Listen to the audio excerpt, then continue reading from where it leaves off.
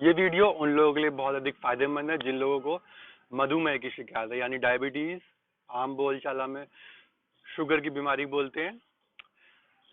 तो जो इन 6 आसनों को करेगा उनको आपकी मधुमेह, शुगर, डायबिटीज की दिक्कत में बहुत अधिक फायदेमंद होगा। इसके अलावा अगर आप इन आसनों का नियमित अभ्यास करेंगे तो आपको भविष्य में किसी को भी शुगर या मधुमेह की दिक्कत नहीं होगी। बहुत ही उपयोगी आसन है, बहुत ही आम से आसन है, हर कोई इन आसनों का अभ्यास कर सकता है। नियम वही रहेंगे कि जब आप ये आसन कर रहे हैं तो आपका पेट एकदम खाली है, अगर आप शाम को या रात को कर रहे हैं, और अगर आप सुबह कर रहे हैं तो आपका पेट खाली नॉर्मली रहता ही है। ब्रेकफास्ट से पहले करेंगे। चलिए शुरू करते हैं। तो सबसे पहले एक साफ सुथरी जगह पे आसन बिछाएंगे, नॉर्मल ब्रीथिंग रखेंगे, और उसके बाद आप अपने आसन पे वज्रासन पे बैठेंगे। वज्रासन पे जिसमें कि आप दोनों पैरों के घुटने मोड़ते हैं और कुछ इस तरीके से आप वज्रासन पे बैठेंगे। दोनों हाथ आपके घुटनों पे, कमर गर्दन एकदम सीधी, नॉर्मल ब्रीथिंग। प्रयास करें कम से कम 30 सेकंड बैठने का।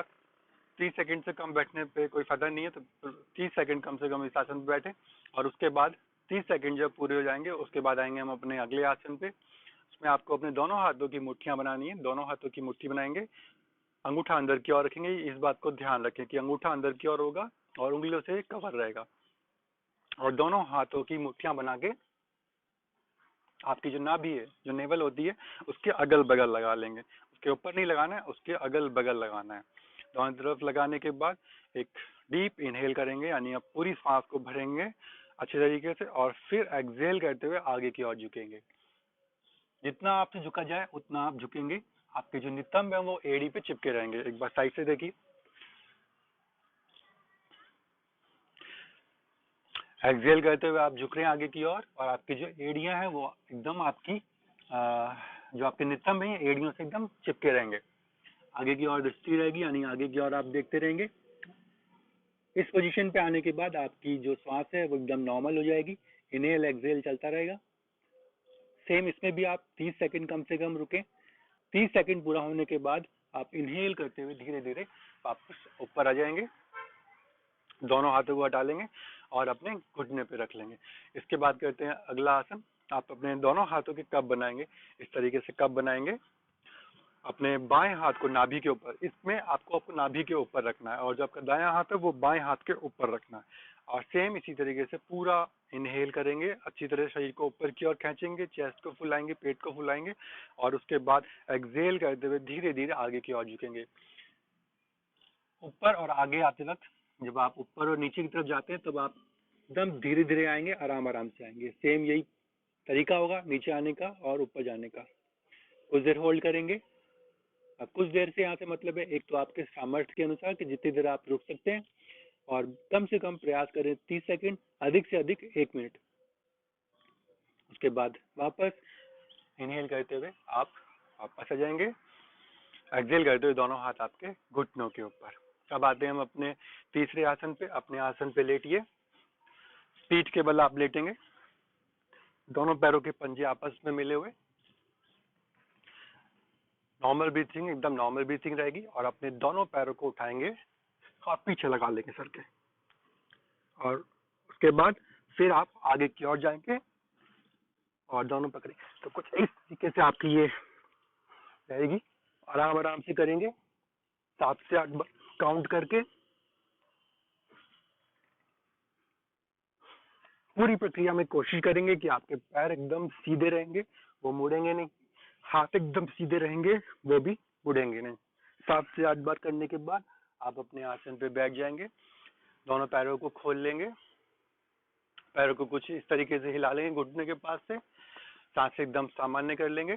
इसके बाद आते हैं हम अपने चौथे आसन पे। अपने आसन पे पेट के बल लेट जाइए। पेट के बल लेटेंगे, दोनों हाथ आपके कंधों के अगल बगल, दोनों पैरों के पंजे आपस में मिले हुए, एड़ी मिले हुए।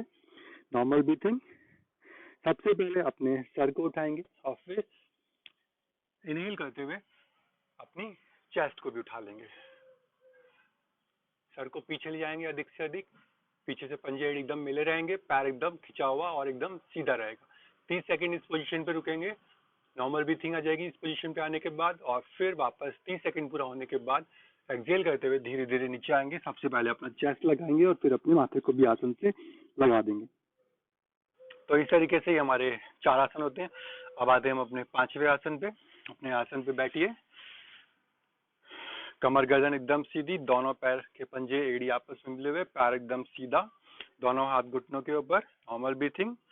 और अब इनहेल करते हुए दोनों हाथों को ऊपर की ओर उठाएंगे, शरीर को ऊपर की ओर खींचेंगे। एक्सहेल करते हुए आगे की ओर झुकेंगे, दोनों पैरों के अंगूठे पकड़ेंगे और अपने माथे को घुटने से लगाने का प्रयास करेंगे। होल्ड करेंगे इसी पोजीशन पे कम से कम 15 सेकंड। नॉर्मल ब्रीथिंग कर लेंगे इस पोजीशन पे आने के बाद। इनहेल एक्सहेल चलता रहेगा।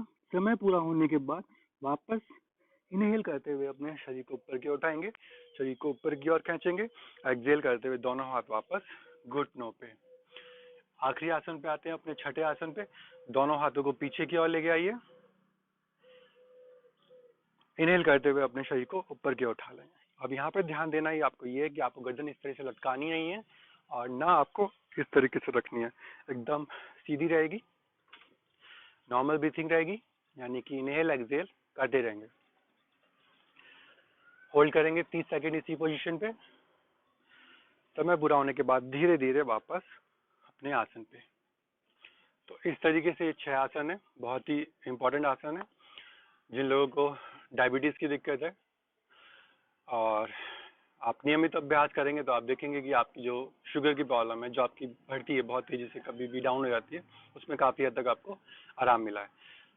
आपका कोई भी सवाल हो इन आसनों को लेकर, आप कमेंट बॉक्स पे कमेंट करके पूछ सकते हैं।